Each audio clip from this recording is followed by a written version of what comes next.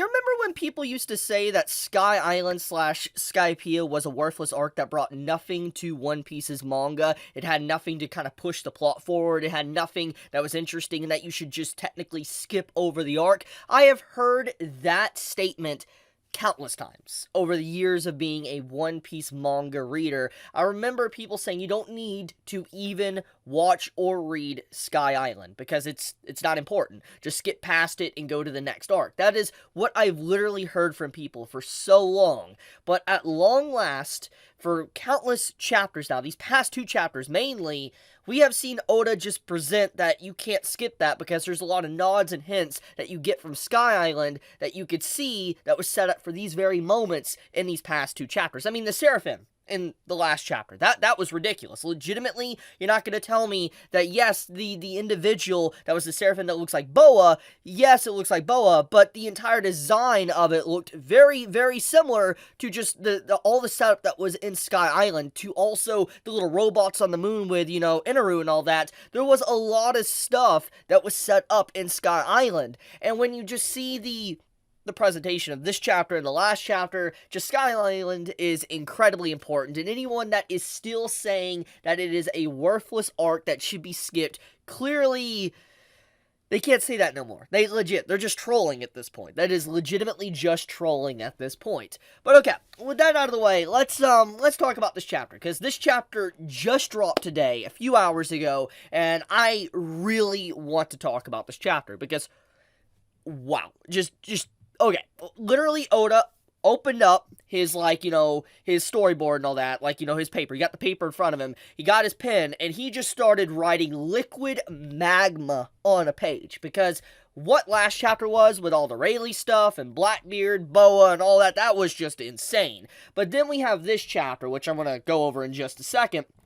This chapter is insane for a lot of other reasons, with a lot of setup, to Bonney, to, Imu, to also finding out a little bit more about Luffy's dream, to getting a little bit of stuff about maybe an ancient weapon like Uranus. There is some crazy stuff with this chapter, so it's going to be hard to figure out what to title this video, because it's like, I don't want to spoil people, because obviously the officials ain't technically out yet.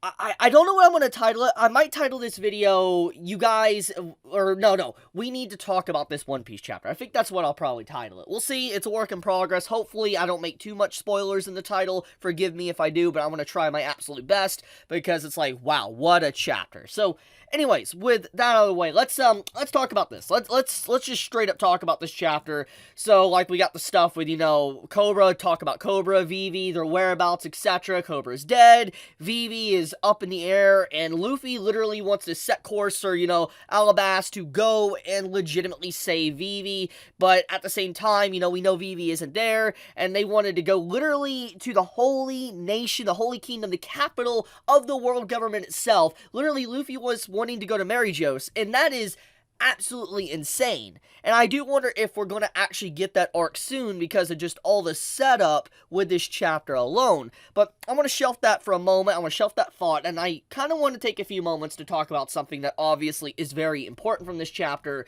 and that is Luffy's dream. He actually mentions about another dream, or his real dream that is after the Pirate King. Now, this is something that's kind of been hinted at for a while, but this is 100% confirmation yet that, yes, there is something more to Luffy wanting to become the Pirate King. That there is something after that, and that technically becoming the King of Pirates isn't the end. That there is way more that he wants to accomplish, and there's been a lot of speculation and theories throughout the community for a little bit now, and obviously, one of the big theories that people had was that Luffy wanted to be able to have the entire world never go hungry. For instance, feed everybody and make sure people to always have food on the table to be able to eat. But if there was any time to really kind of introduce that, would be with obviously Luffy's fight with Kaido, which technically did not happen. So the big consensus here I think everybody's going to make, especially from this page alone, is that Luffy's dream most likely after becoming the Pirate King is probably something that's silly, but something that fits very in line with Luffy's character. Think about this. What is something that's always been a part of a, One Piece arc? Every time we finish a One Piece arc, what happens in that arc? A celebration. a party. They have a big party for multiple days. It's literally been a major staple of the One Piece series since the beginning of the story. And it makes me wonder if, once Luffy becomes the Pirate King, since he will one day become the Pirate King, does he actually want to share this celebration and maybe have a celebration around the entire world? Maybe everybody around the literal world celebrates because Luffy became the Pirate King. They just start partying or something. That is something that kind of makes sense and makes me think that, it definitely would be something Luffy would want. Like, if there's anything that is silly and something that, Luffy would want that makes sense with his character, it would be everybody around the world partying at the same time, which seems impossible, but it's definitely a Luffy-like dream. But also, it could lead to Luffy trying to combine all the seas. For instance, the red line somehow disappearing, and all 4 seas, north, east, west, and south blue, basically forming into one sea again, and the Grand Line is basically dissolved forever because all the seas become one, which gives Sanji his goal, all blue. You get the point. There is a lot of ways to take this, and that's, I think,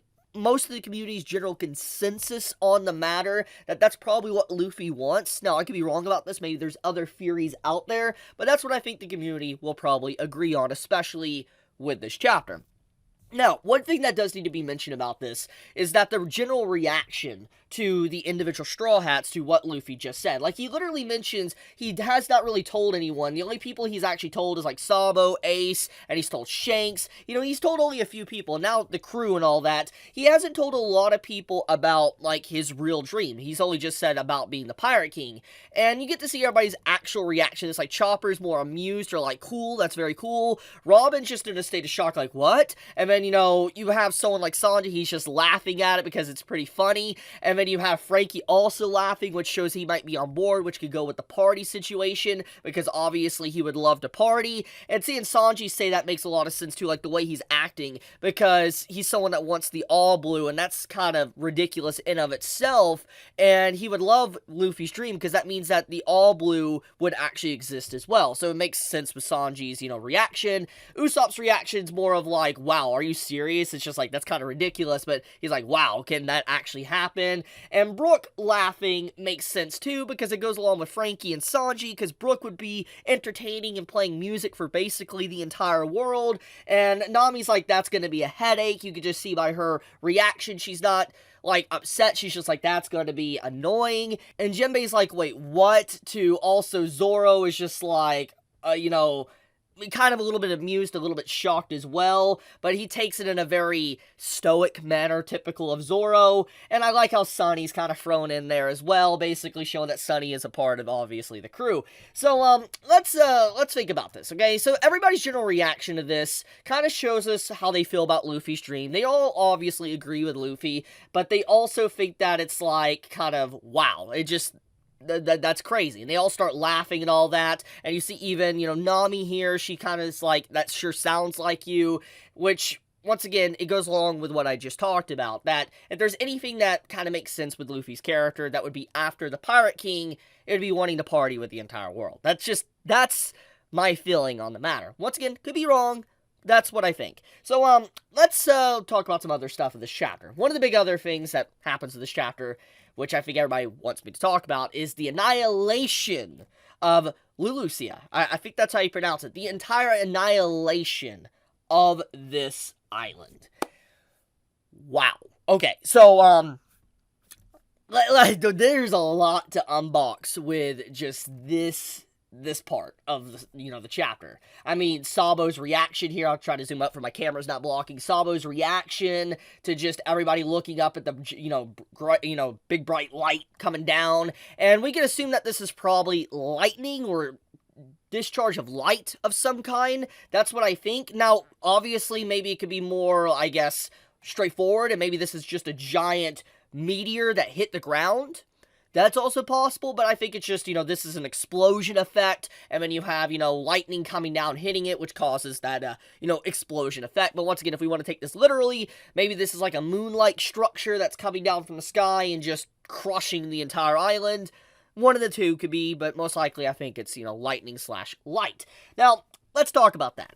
What is obviously causing this? Well, we know it's, Im-sama or Imu-sama, however you want to pronounce the name. We know they're the ones that caused it, because you can literally see here that the individual marks off the island, literally just with a brush, just marks it off and it's annihilated.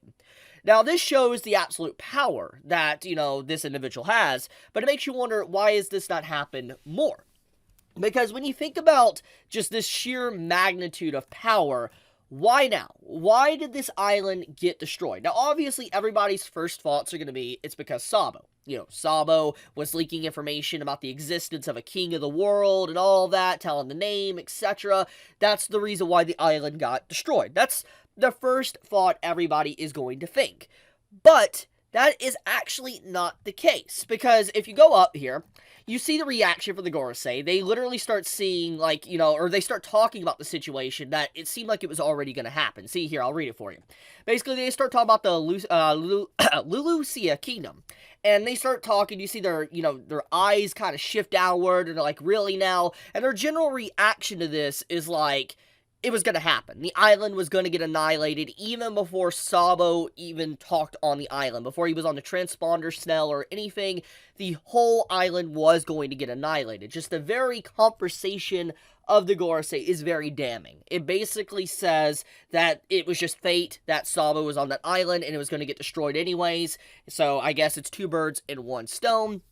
That's kind of what they imply with this conversation. So it seems like the island was going to be, destroyed regardless. Now, the question we have is, okay, so if it was going to get destroyed regardless, why is that? Well, we found out that there was, a rebellion. Basically, one of the 8 nations rebelled. That's what the island was.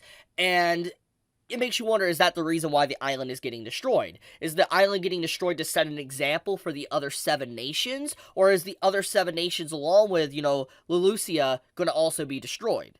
That's the question I have now, thanks to this. But, why has this not happened more? We can instantly assume that this has probably happened to God Valley. God Valley, which happened with the Rocks, Pirates, etc., because we know the island vanished, etc. We can assume that maybe something very similar happened to God Valley and what happened with this island. We could kind of make that, those points connect the dots there. Like, we can connect and figure out that they are probably very similar situations.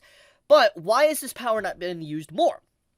Either A, there is a recharge time, like a major recharge time, or it has very limited use, or there's a lot of restrictions on it. There's a lot of questions you can or a lot of answers and questions you can pull from it. But also, this can be our first actual viewing of an ancient weapon. So, I have one of these tabs up here. Basically, you have Uranus here, which talks about ancient weapons and all that. You can see it here. And there's not really much known about Uranus. It's an ancient weapon. It could destroy the world, etc. And this is the country that it was obviously used on. There's some details. There is a lot of lore, like hidden lore, and a lot of things have happened with, just rebellion and all that with revolutionaries to also Blackbeard's men on the island to Ace being on the island. There's been definitely a lot of setup with this island for a while, and there's even some characters that we've known for a little bit on the island, and it's just been completely eradicated. So, I feel like this is our first glimpse at an ancient weapon demolishing an island. We've seen a Buster Call,